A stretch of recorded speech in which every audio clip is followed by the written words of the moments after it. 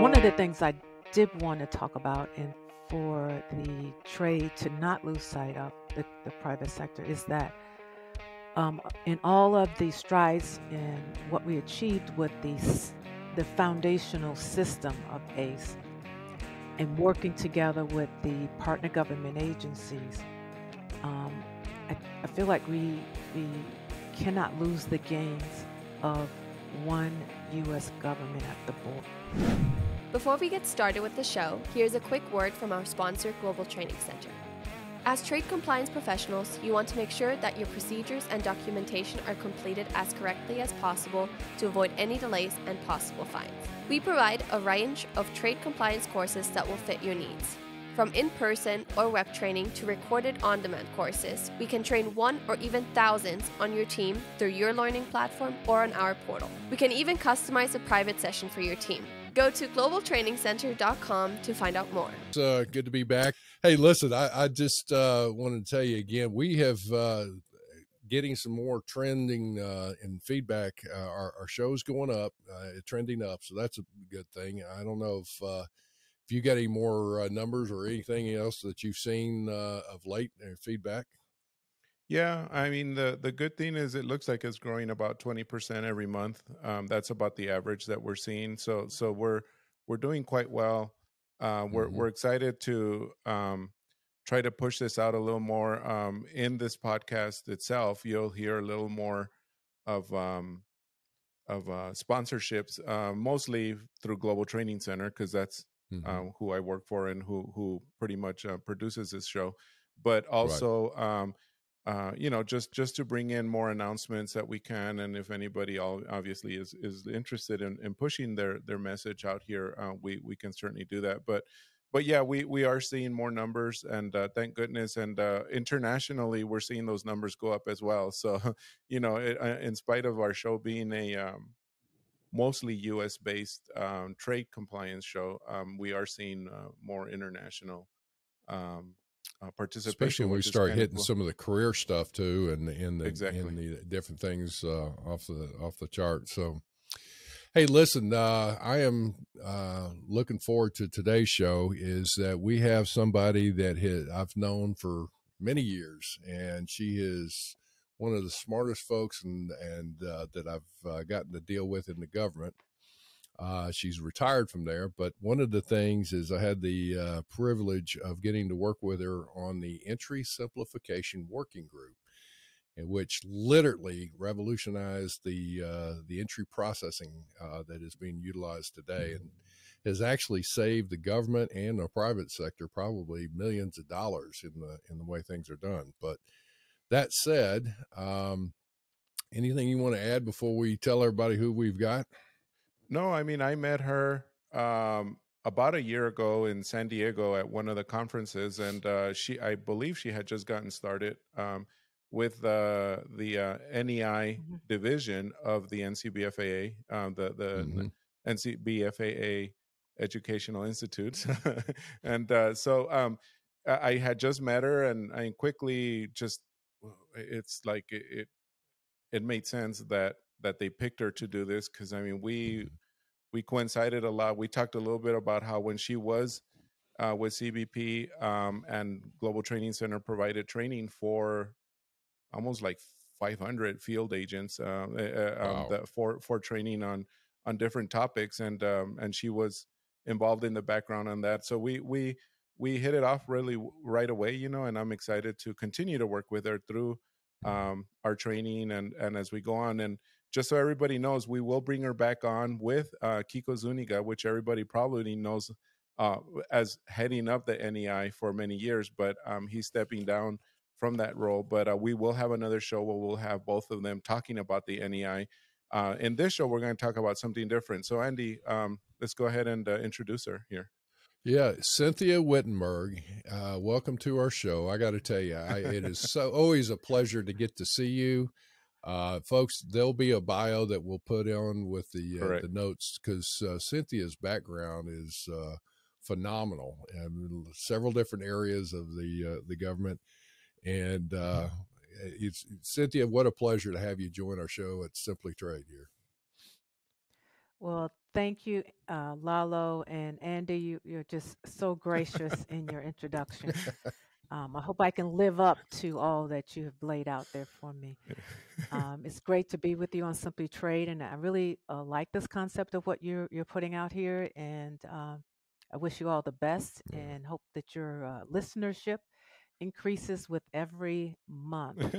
I like to think that not so much that I retired from the federal government, but that I retired to another phase in my life. Oh, there you go. This has been a very interesting one, kind of transitioning out of the federal government to the private sector. And one of the things that I've kind of said jokingly is that, gosh, I've been institutionalized for over 30 years. So it takes some time, feeling a little bit freer in terms of who I'm able to engage with and who I can have lunch with without thinking about, whether or not it's repercussions. $20 right. So that's been refreshing. It really has. So I'm ready to get into a discussion with you today about trade in our whole world. Well, I got a question for you. It's that since we're getting into that, just so everybody knows, again, like I mentioned that I've had the privilege of working with Cynthia on a private sector government joint initiative, and then there's been policy issues over the years and different things that have gone on, and even though, let me tell you, we may be really nice and all that, but we've had some intense debates at times, and we would. It never went personal. It's always on the issues, but it's like, we would really, both of us, be passionate on things along with the group. And so that was always great. But I got a question for you. In the realm of people trying to affect change in the industry, importing and exporting communities, what, from your perspective, I can imagine the number of requests you get for meetings and the information that you're in, information overload, people trying to send you things, and they may send you this big dossier of all kinds of information or things that's relevant and not relevant. What would be one of the best ways for people to initially approach you and just maybe, trying to either propose something new or work on something that needs to be enhanced as far as regulations go?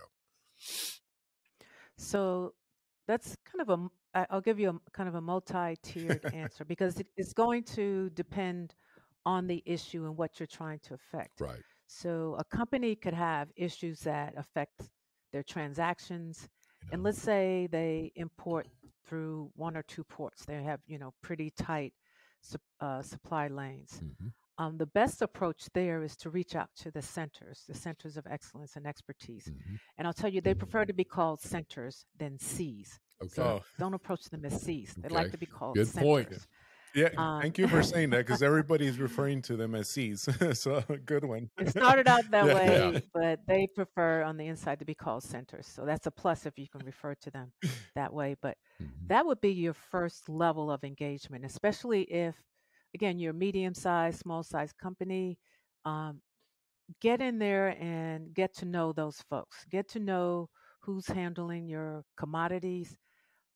Let them know you're being proactive and that you're willing to share with them the nature of your business, because it's very helpful on the inside of the government to understand the nature of the business of those who are importing and exporting.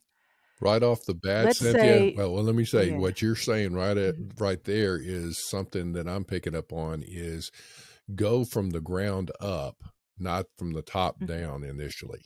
And I'm talking initially. So in other words, learn who's handling your stuff, your ports, what's your process. So that I would think later on, you would know your numbers, you would know your contacts, you would show that you would more than likely follow the protocol of, the centers and the port directors or staff thereof, right? Hey everyone, we're getting ready for another annual ICPA event coming up the week of March 12th in Orlando, Florida. If you have been thinking of attending any of the ICPA conferences, this is the one you should not miss. There will be more sessions than any other conference, with a guaranteed sellout, so hurry and get your tickets today. We are also excited to share that Simply Trade podcast will be in attendance, and we want you to be part of our show. Listen to episodes 14, 15, and 16 to find out why you can't miss this conference. Absolutely. And they get to know you. They get to know that you're transparent, as a company, and that you're willing to share information, and that you want to get ahead of issues. Excellent. So they'll think about that should something come up. And, even if, again, they have jobs to do in regulating and enforcing the law and the regs, but still it's helpful for them to know what type of company you are, what your philosophy is around conducting business. Excellent. The other tier I'm thinking of engagement. So let's say you're in an industry and there are industry-wide issues that impact the industry writ large.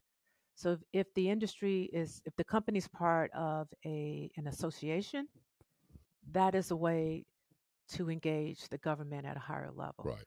That you get your association involved in the issue, and then there's power in numbers of bringing that issue before the government, if that makes sense. Excellent. So, sometimes you have to open up a little bit, maybe to those who might be your competitors, but still, again, you all may have similar issues. If it impacts you, if it's some decision customs has made, especially at the port level or center level, don't always think that that's the end of it, right? Maybe a decision is made in one location, and folks are really trying to do their jobs and be diligent about it, and then you're at another location, another center or port, and the outcome is different. Then it's time to think about elevating. Well, and in elevating not too high up initially, it would be utilizing, I would assume, let's say you have a contact at a center and you're going through one port, and that port probably has the center contacts. They're used to it. They got the questions, and due to it could be a weather situation, whatever, the service provider has to change ports. It's an aircraft that has to overfly one and go to a different one. Truck, same thing. A bridge is out in one location, they go to a different one, whatever the case may be. Same thing, ocean, whatever. So now you're in a different port. You have a different set of eyes generally looking at the initial entry for release and maybe hanging things up.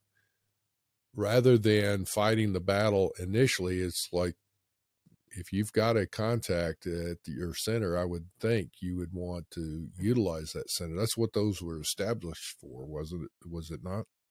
I remember when we talked about all that years ago, and it sounds like it has evolved to a pretty effective function.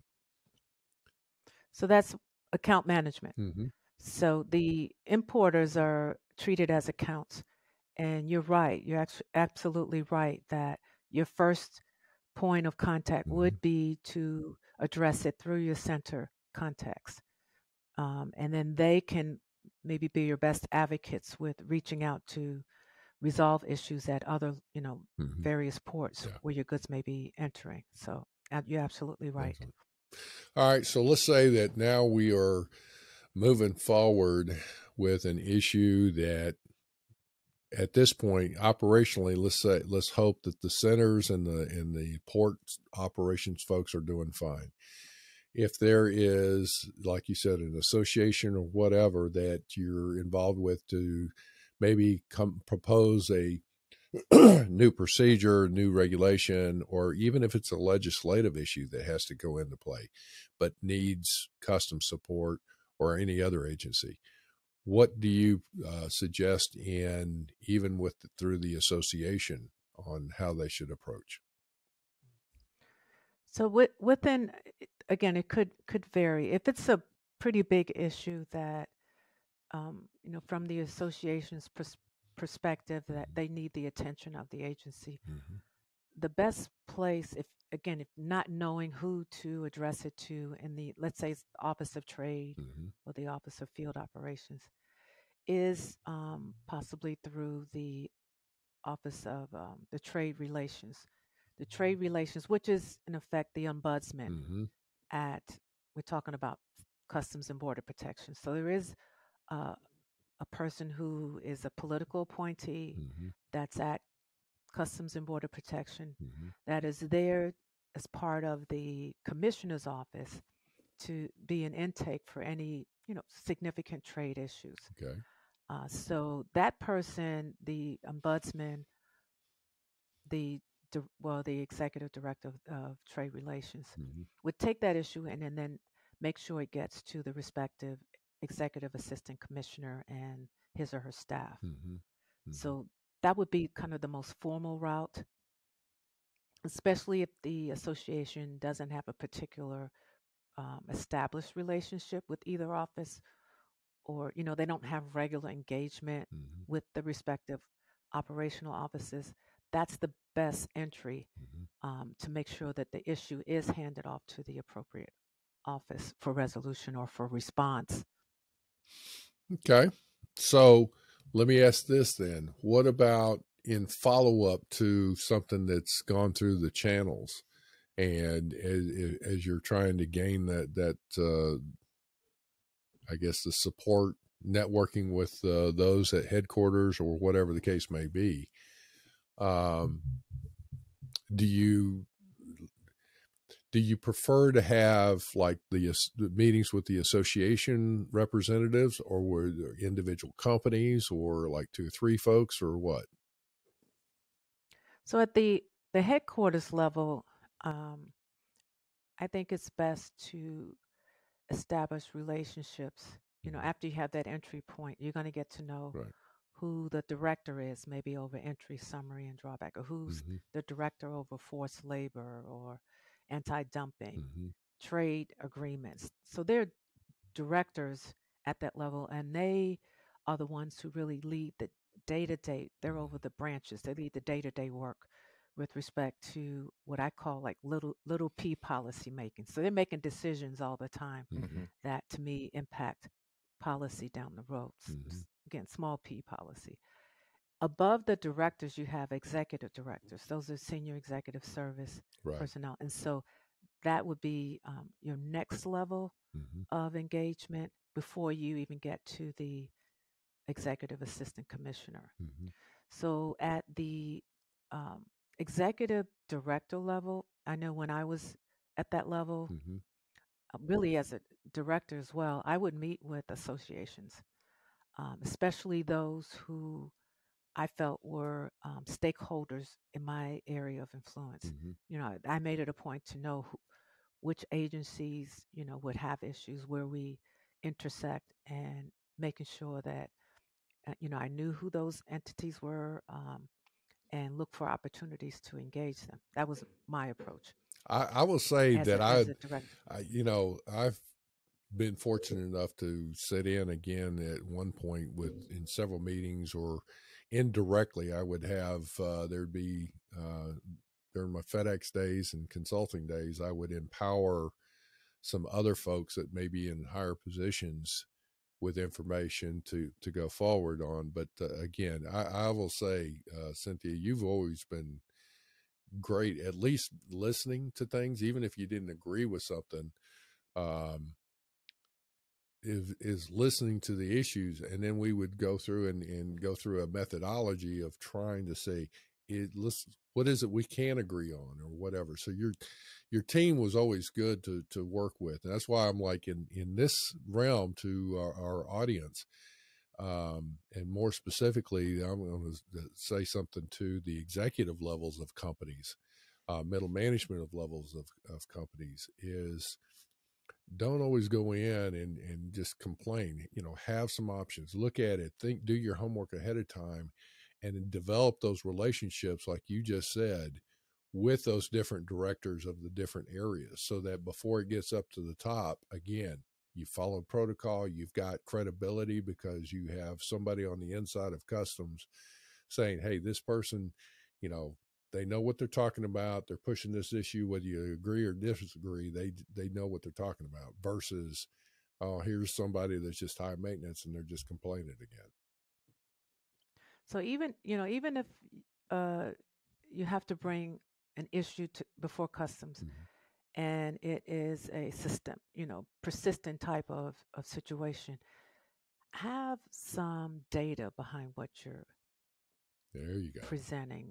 Just, don't let it just rest on anecdotes, but there's power in having numbers like this particular problem or this issue is costing my business X in time, or the problem caused mistakes, whatever it is. Have some hard numbers behind it, because that's helpful, and that helps to carry the story further along, especially if it's not just a one-off. It's like, you have an issue. Well, how often does that happen? Well, I import 10,000 entries a year, and that happened one time. It's like, really, you even bring that up? Yeah, I get that kind of stuff. That's smart. Yeah, to have it's important. Yeah, and it's at the branch chief level at headquarters. So you may be engaging a branch chief, but it helps that branch chief now to take it to a director or higher up if they're able to articulate, this is the impact this issue is having, and if we don't fix it, this is the impact to the trade community. Yes, we have one company, but we can imagine other companies are experiencing this issue, and we have this one example of the cost of this particular problem. So I've always found it helpful, to say, okay, can you give me some numbers around that, so that we know the magnitude of the issue or the impact. And that's so important, because whatever this, we talked about single window. Oh yeah. So it's important to know the impact, whether it's the system or the system goes down. Okay, what's the impact to the users? And that speaks volume. That could speak volume as the program folks talk to IT and say, hey, when the system's down an hour, it's costing X, millions of dollars every hour when the system's down. So, we need you all to address this. This is, again, program, maybe talking to IT. So again, having some numbers and helping those policy folks on the inside with those numbers, I think is very useful. And let's talk about can we talk about single window? Sure, go ahead. Yeah, talk about whatever you want.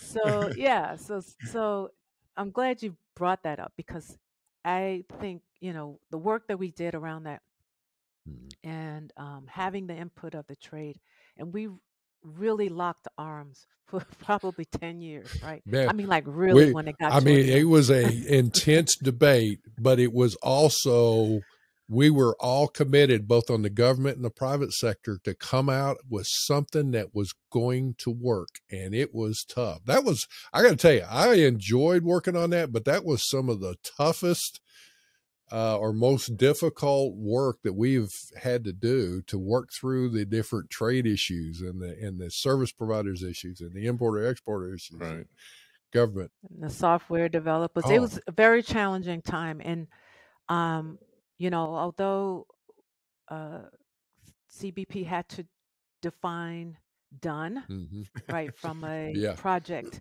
standpoint. I mean, I know there's folks who feel like, well, it really wasn't done, or it didn't have everything that we wanted in it, but it would still be going on now if that's the case. And from an acquisition government project, it had to have some end in sight. And then now we can talk about the next iteration of what it will be like, ACE 2.0.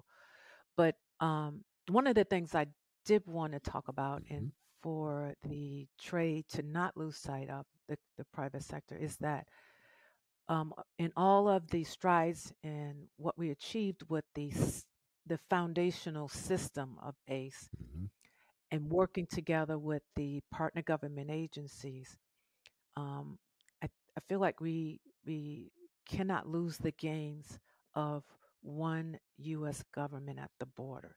So we have the system, but we have to keep our foot on the gas in terms of ensuring that the one U.S. government at the border continues, and that it gets better, rather than, I feel like now maybe there's a little ebbing of it, where some agencies might be losing a little bit of folks that are doing it. It's like, I get what you see. That was one of the frustrating things that, and I think you called it, I want to say back 'em, but I'm not sure if that's the correct acronym. But the frustrating thing is that as we were looking and trying to pull multiple agencies to participate in the single window, and we were doing the data development and the system development and all that, it was like all of a sudden these agencies were pulling out like a Christmas list. Oh, well, we need all these data elements. Well, you're not getting them today. Well, no, we get, it's like, wait a minute, this is going to be a showstopper. And as that's That was the BIC. Yeah, the BIC. Okay. The BIC, the Border Interagency Executive Council. When things go through that, that's one of those things that from a customer's perspective, I think y'all were the ones that sponsored that, hosted that, really went through and tried to push that to try and gain a collaboration of the other agencies, right? So absolutely. So Treasury, the Secretary of Treasury actually was designated the lead of the Border Interagency Executive Council, and it was delegated down to CBP, the commissioner. And so the idea was when President Obama signed the executive order that we would streamlining import-export for America's businesses to get the single window done. And that was built upon getting ACE done. But it also, in that executive order, kind of put some more focus on this body, the Border Interagency Executive Council, and elevating the members from the respective departments and agencies to a higher level. So going back to having the political will within the executive branch to get this done. So in order to get it done, it had to get elevated to those who could apply, pressure within their respective departments to make sure that we got the resources we need. We had the right folks at the decision level around the table so that things could move forward and not keep kicking the can, right? And so that council is still there, but it's kind of, for the time we were really moving to get ACE complete and single window, there was an external engagement committee, and the private sector was able to, with representatives from key associations, they were there and able to sit in front of those other those leaders from those other agencies, which was helpful for many of these agencies who didn't normally engage the private sector in this way, especially with respect to imports and exports. And so they got to hear directly from those entities the impact that having, automating paper forms, what that would have, on streamlining the process. And so that was extremely helpful. And if there were pain points, they could hear directly from those who represented the trade community. So that is one thing. I think it would be helpful if we see that emerge as a body that the private sector can once again engage with. Okay, for that to happen, then see if you would agree with this, is that the associations and companies, importers, exporters, need to be working through their associations with the congressional oversight committees to put in inquiries for that very thing, because that would take the, shall we say, the budget money oversight, if you will, the political side of things, to try and put a little pressure on the agencies to stay focused on, facilitating trade. Yes, that everybody still needs to take care of their own particular agency's mission, but you've got to facilitate the trade for those, especially that are saying, just tell me what you want and we'll do everything we can from an export-import company to be a good corporate citizen. But would you think that that would be one of the ways to make sure that, participation in the BIC and the private sector participating in a committee to join the BIC at times through those oversight committees, or would there be another way of doing that? So when you say oversight, so I think with respect to trade and CBP, the major committees that are interested on a regular basis would be your House Ways and Means and your Senate Finance. Right. Those are the two, and those are authorizing committees. They can authorize certain actions, but they're not the money people. That's those are the appropriations in the House, and it's the House Appropriations Committee that has that, right? Yeah. Right. So you can get the authority from those two committees that then will bring forth, some legislation that gets passed, like TIF-TIR, for example. But if there's no funding associated with it, to carry it out, then it's on the books and the authority's there. It's there. It's kind of dead in the water. It's like, well, it's not going anywhere. So, well, at least not immediately, not until some money follows, or if an agency decides to move what it can within the authority, because agencies are restricted as to how they can move money about towards certain programs. So I had a wonderful career with Customs, and would do it all again. Nice. Oh, fantastic. Thank you so much for your time, for your this show. I know we're going to have more. Obviously, we're going to have you and Kiko on to talk about the Educational Institute from the brokers. But thank you so much. Again, you're wonderful. Thank you all. Well, thank you all so much for having me. Yes, and thank you very much for joining us. Simply Trade is brought to you by the generous contributions of Global Training Center. You can follow the show and GTC on LinkedIn or Twitter and other social networks. Make sure you check out the show notes in the description for a full rundown of today's show with all the important links. Also, make sure that you share this with a friend and subscribe on your favorite streaming platform. We really like hearing from you. If you enjoyed the show, make sure to rate and review wherever you listen to this podcast. If you or someone you know would like to be a guest on the show or would like to sponsor Simply Trade or suggest any topic you would like for us to discuss, please contact us via email at simplytrade@globaltrainingcenter.com, or you can DM us on Twitter at simplytradepod. Thank you again for the privilege of your time. Happy trading. Simply Trade is not a law firm or an advisor. The topics and discussions conducted by Simply Trade hosts and guests should not be considered and is not intended to substitute legal advice. You should seek appropriate counsel for your own situations. These conversations and information are directed towards listeners in the United States for informational, educational, and entertainment purposes only and should not be substituted for legal advice. No listener or viewer of this podcast should act or refrain from acting on the basis of information on this podcast without first seeking legal advice from counsel. Information on this podcast may not be up to date depending on the time of publishing and the time of viewership. The content of this posting is provided as is. No representations are made that the content is error-free.